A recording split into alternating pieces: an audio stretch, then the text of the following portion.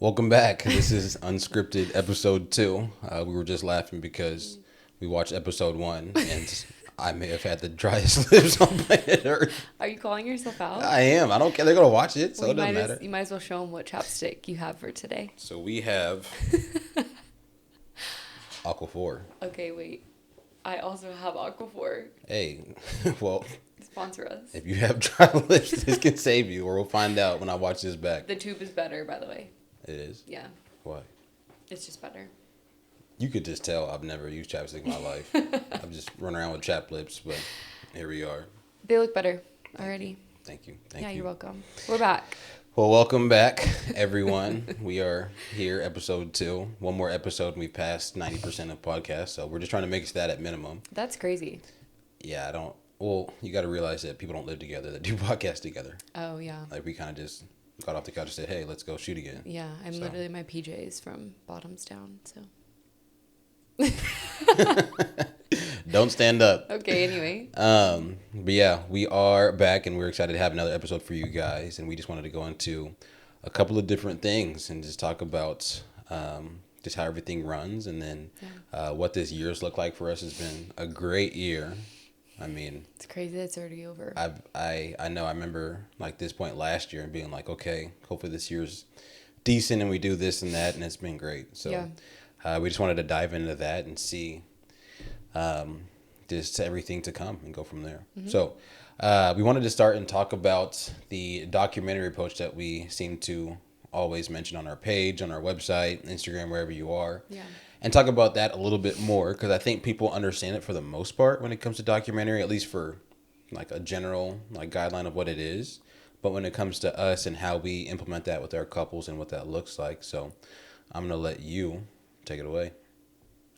Okay. I think what we've realized over the last few years of shooting is that we feel more comfortable and we feel more ourselves when we shoot documentary. So what we say is documentary is more of kind of a fly on the wall approach. We like to let your day unfold and we capture it as is. So I think this is a lot different than more of the like editorial vibe that a lot of people see kind of on social media.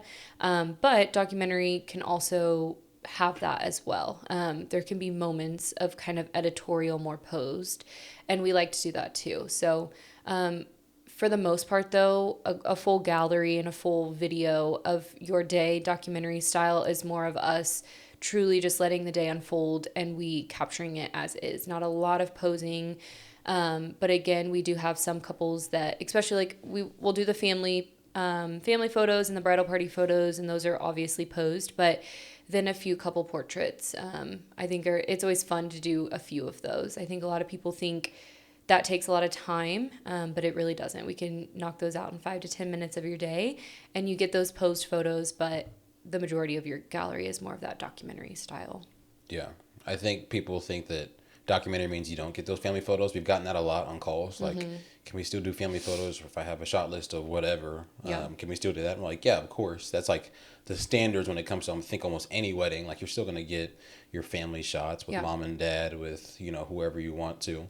But the majority of the rest of the day, like you're saying, is just capturing the day as it happens. So I think there's been a little bit of confusion when it comes to that, when it comes to does documentary mean like absolutely no posing? Yeah. But like you were saying, we blend those worlds, and I think that's where it comes together. So I've liked that a lot. And for us, when we're shooting, I mean, we've kind of learned where to be and when to be in those places. Like we said before, when the door opens, we know there's going to be an interaction, and so making sure that you have your eyes on that. When somebody's walking down the aisle looking at the parents and making sure that you capture their reaction. Just kind of knowing those little instances throughout the day can really help you when it comes to documenting that day and not making it a posed session. But we just wanted to clear that up because we've had a lot of questions about that recently. We've also had a lot of questions about if we have second shooters. And I think that's something also in the industry. I think it's just a big topic going around.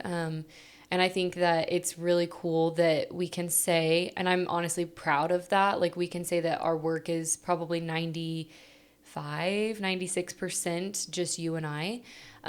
With the documentary style that we like to shoot, we also like to we don't want to leave a big footprint of all these people. We don't want to have this big, tons of lighting and lots of people walking around. We want it to feel like you're in the moment. So with that, we like to just have two of us, and that's really cool. And I think with our galleries, you're able to see, like you said, we've done it so often that we're now able to know exactly where to be when things are happening, so we can kind of get all different direction and aspects of it and all the emotion. And we're also not just shooting on one camera. I mean, during ceremony, you have 3 cameras. During ceremony, I have 2 cameras, sometimes 3, depending on if I'm doing film. So we have lots of options for everyone. But I think that's something like I'm so proud of, like when it comes to our wedding galleries and how they turn out. It really does look like there was probably more than one of us there, but it was really just us, which is cool. Yeah, I think you said it perfectly with that, and saying that we covered 96% of them on our own. Yeah. And one of the things I think we do well is like having a small footprint, like you're saying, and then still producing high quality, photos and video. Some people, to go back to what you were saying about documentary and talking about how we shoot alone, I think one of the biggest things that shows in our work, with 95% of it being just us, is just how we can capture those moments and know where to be and know how to shoot those different angles and have multiple cameras going. Yeah. But that small footprint comes with just us. When we have 2 or 3 people there, it's a little bit different. Yeah. There's a lot more moving bodies, a lot more distractions. So that's why we've kind of honed back to just having us. And then if the time calls for it, if the wedding calls for it, we can always get that second shooter if we need. Yeah. But at the end of the day, like, we don't want to be noticed. We want to be in the background and let you just be within the day and how it transpires. So I think that's one of the biggest things when it comes to documentary, because you can be documentary, but if there's so many things happening that you can't like sit into your wedding, like, how much are you in that moment per se? So that's why I honestly get so anxious during ceremony, because we have to be at the front and we have to get those shots. And I just like, I'm so anxious because I don't want to be in the way, obviously, but I need that shot of you walking down the aisle. So if it's a small area or a small aisle or short aisle, like, we have to be there for a second to get the shot, and then we can leave and go to the back. And it's always like, oh, okay, it's done, it's over. We don't have to be around anymore, so we can be in the back. But it served our couples well, and we've just gravitated towards that over the last couple of years, and then we're here where we just really feel that our style and how we shoot and how we know where to be fits that documentary style and where we want to continue to serve. So I think we've grown because we've been able to tell clients, like, what you're wanting is not typically what we offer. And I think that has been really good for us. Like, for the editorial people. Yes. Yeah. For, an inquiry that comes through and it's like, I want this huge production, this editorial vibe. I mean, at the end of the day, we probably could do it, yes, but it's not what we specialize in. And being able to tell them and get on a call with them and see, like, really what they mean. Sometimes they don't know.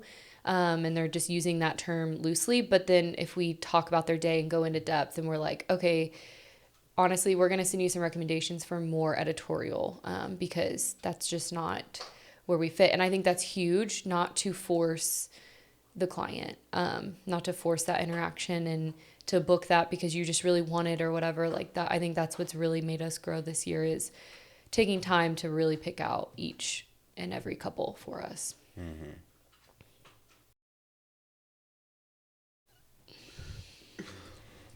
So as we go into this 2026 season and looking at the inquiries that are still coming in, I think one of the biggest things that we've seen is just the shift in the couples that are reaching out and, what they're saying they're wanting and how that aligns with us. And I think it's been awesome, just number one, to see how they want that storytelling piece, and just being able to see their day as it unfolds. And also just being able to be in the moment. I think 90% of the inquiries that we've gotten have just wanted to be like in the moment on their day, which has been so awesome. So I think it just speaks levels to like where they're at when it comes to what they want in their wedding day and how we can do that for them. Yeah. Yeah, just being present and being with their people and their loved ones is always what they like to say. And, attending cocktail hour and mingling and doing all those things. So I think that goes so well with our documentary style, is just being in the moment and enjoying your day and not having to feel stressed or anxious about what shots we need and all that. Like, they're just able to flow, which is great. Yeah. I also noticed as of the last, when did we edit that we're followers of Christ? Like 2 months ago, but we've had just a lot of inquiries that have really mentioned their love for God. And I don't know if it's by coincidence, and I don't like using the word coincidence when it comes to anything God related, but it's just been like this influx of, people just being like, hey, we're God-centered people, we met here, whatever. And that's just going to be a focal point on our wedding. And I think that's just so awesome to see that. Yeah. Whether it's just us putting in our bio or God aligning us or whatever it is, how that's now come to where it is now, where it's like every other one. And regardless if you are or not a follower, I just think it's awesome that maybe they see that in us, whether it's how we post or, reading in our bio or whatever, but we always want to be that reflection. Yeah, I know. It's always really sweet to get those inquiries that, it's in this industry, sometimes you don't feel like it's shown as much. So it's just really sweet to be able to be that light for them and to capture their moment in their day, for sure. Yeah.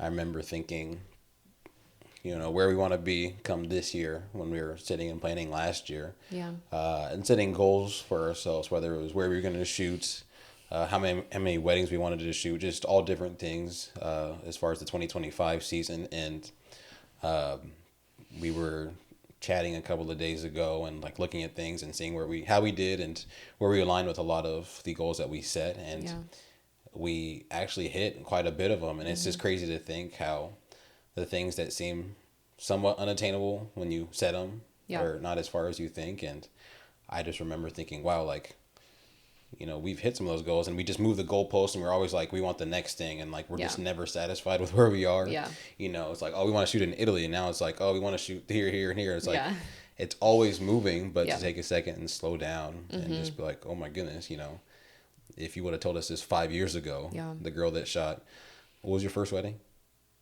It was in Iowa. Iowa, and mine was in the middle of Kansas. It's if you would have told those two kids that they'd be shooting, in the Dolomites or, in a castle in Italy or at the Century Club or wherever in Kansas City or, overseas or in the United States in seas. It's so crazy to think. Yeah.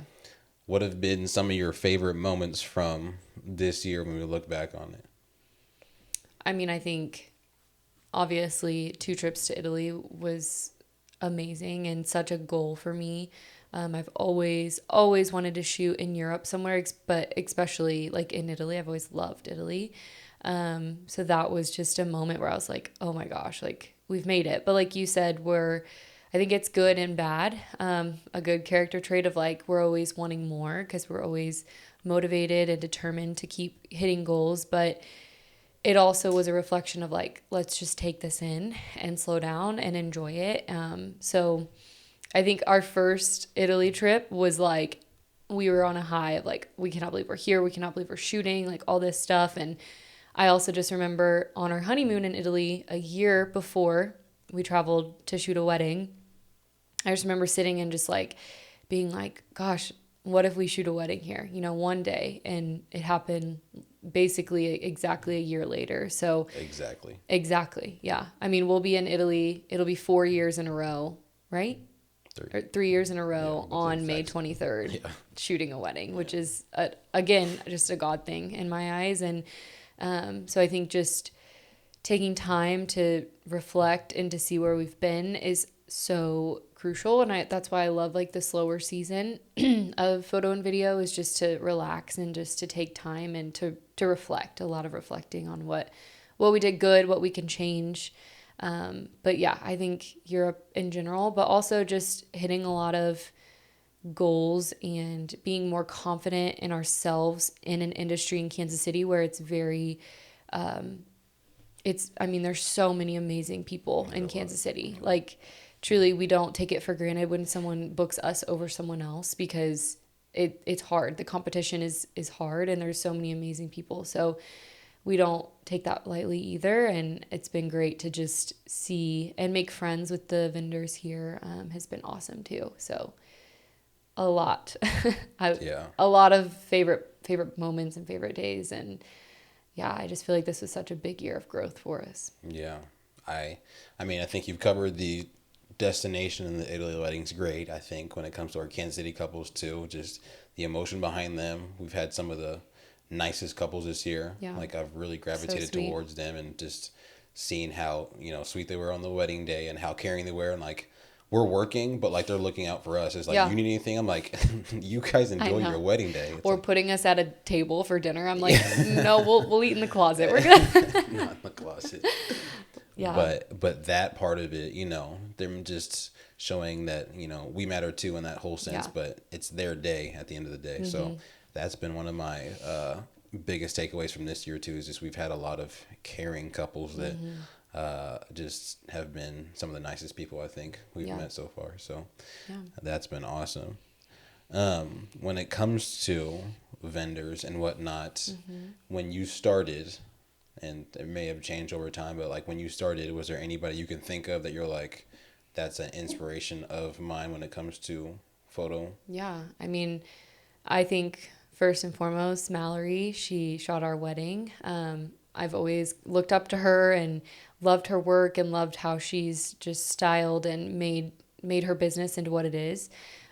So I think, but now we've become friends and we've been able to help each other and work together in the industry, which has been great. So there's a lot of people and a lot of amazing vendors that I've looked up to, but now we're to a point where we're able to kind of be on the same level as them, which is crazy to think about. I mean, a lot of them have been in the industry for a long time, and we haven't been in the industry too long. So I think it's just so great to work alongside them, but also just never thinking and never having a mindset of like, it's us versus them. And it's really just us, and we're able to work with them and work alongside them and learn from them, which is huge. So I think just having care and compassion for every vendor has been big, and we've had a lot of good relationships with vendors and planners this year, which has been really fun. So yeah, I agree. I think for me, when it comes to the video side, I think some of the earlier vendors when I first started that got me into it were Jay and Mac. They're out in California. I've always loved Runaway and what they've done.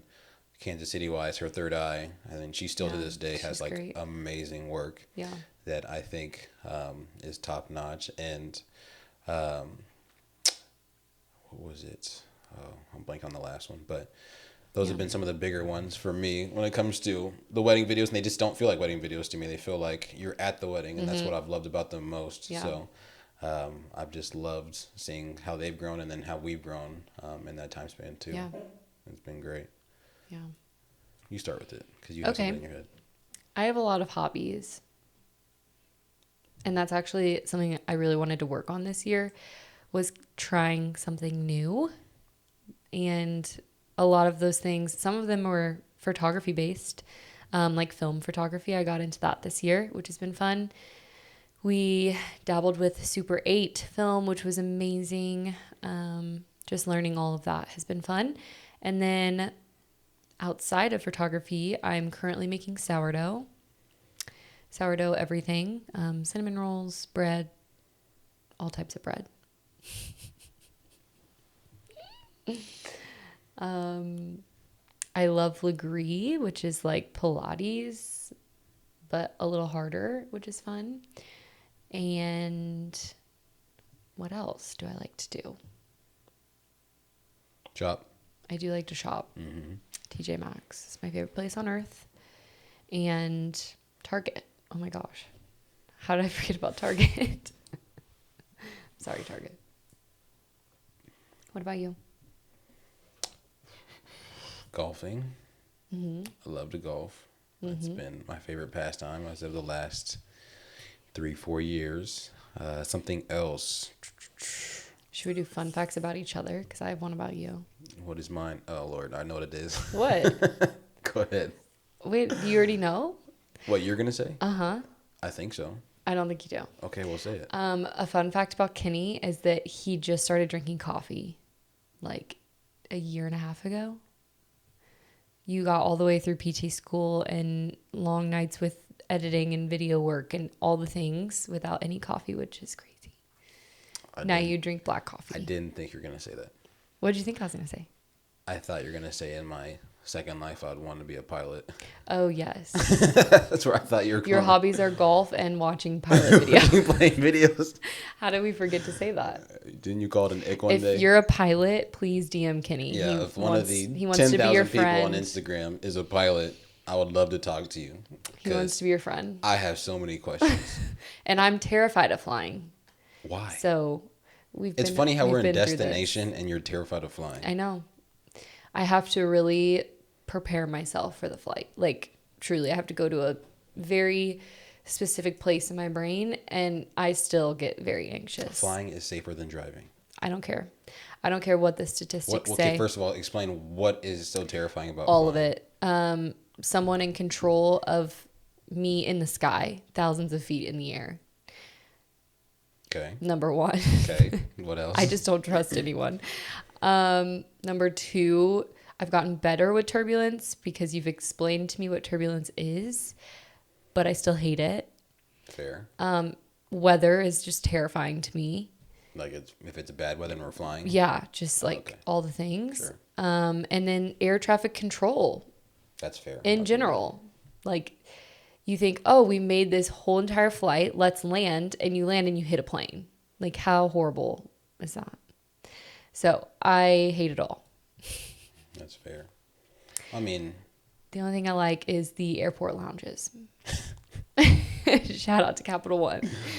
Yeah, shout out to Capital One. That is fair, but it's very safe and you'll be okay. Mm-hmm. Do you want to tell everybody about your Chicago experience? No. No? Mm-hmm. I'll tell them. Okay, so we were leaving. I don't even know. Rome from, it wasn't a wedding, it was our honeymoon. Oh my God. Yeah, we were leaving and we were, speaking of lounge, we went to a lounge in, I forget what airport it was. Switzerland. And there's a buffet, but it's one of those buffets where there's like not a lot of people.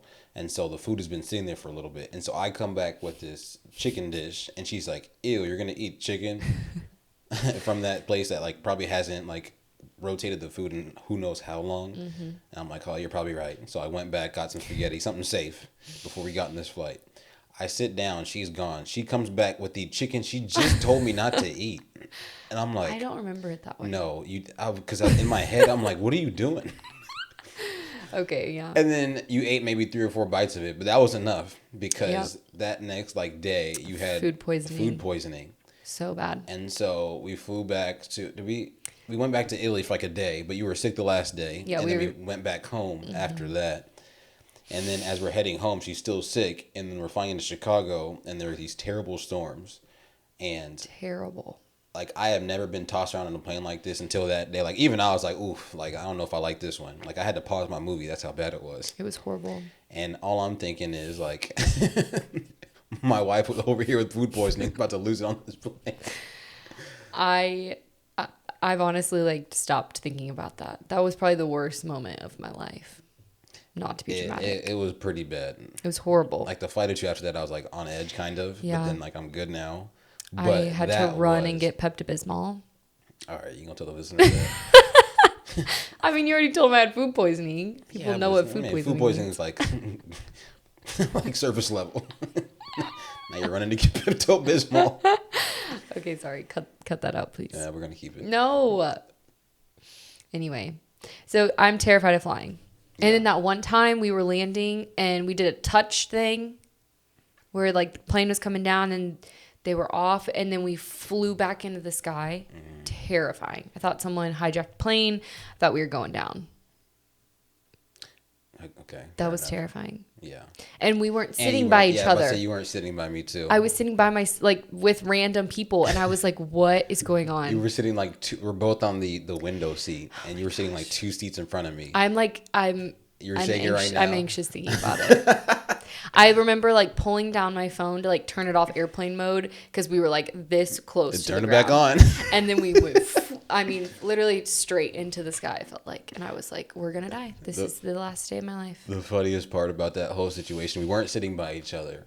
And so you were 2 or 3 seats in front of me, and we're legitimately about to touch the ground, and the plane tips right like last second. Oh my gosh! And then the pilot guns it, and then all you see is Gretchen like look back at me in that little crevice where you can see down the aisle of seats. Yeah. And she just goes like this. I'm like, we're good. But it's been go around again. It was terrifying. Well, there's been a lot of scary flights for us. It's just like a hot topic in the news when a plane goes. I mean, it is. It's warranted to be covered, obviously. But the thing is, they like, make it seem like it's way worse than it is. It doesn't matter. I know. But still, book me for Italy. I'll go. That's how I felt in that helicopter. Yeah. Do we have time to talk about the helicopter? We'll talk about it on episode 3. We don't have time. Yeah. But that's how I feel on helicopter rides. And I've done one in my life, and I'll never do one again. That's Shout false. out to Morgan. That's false. You will do more. No, I won't. You will do more. No. It's actually your Christmas present. Okay. Well, about to be returned. To see the lights in Kansas City. But I feel like at one point you were fine with flying. Was that the turning point? That I don't know what the turning point was. I think just age. I used to love it when I was little. Yeah. I like I like airports. That's weird. I love like walking through airports and the lounges and all that. But then like getting on the flight, I'm like anxious the whole time. Really? Mm-hmm. I love flying. Mm-mm. But it's worth it because we get to shoot in places like Italy. So I'm just unwell for about 10 hours. Land and immediately get wine. You've gotten better. The last time we went, you were sitting next to... I'm trying really hard. This grandma, and I think she soothed you throughout the flight. She just had you distracted. Was so sweet. I think she was just asking you so many questions you couldn't even think about. Yeah, but that was a smooth flight. It was. It was a very smooth flight. Yeah, I have to put in my noise cancellation headphones, which is so nice. I don't want to hear a single thing, and just listen to worship music, and I'm fine. Okay, I'm okay until we land. Planes are so cool. I just don't. They're these flying like school buses, essentially. It's terrifying. Golly. Well, all right. If you have any tips on how to go, or flight anxiety. Like flight anxiety tips would be great. There's been a couple of times we posted about it, and people have had some good tips as far as how to help. But if you guys have anything else, Gretchen will take it. Yes, I will. Yeah. So that is episode 2. Stay tuned for episode 3 where we break into the 1% of podcasts in the world. And the infamous helicopter ride. See you soon.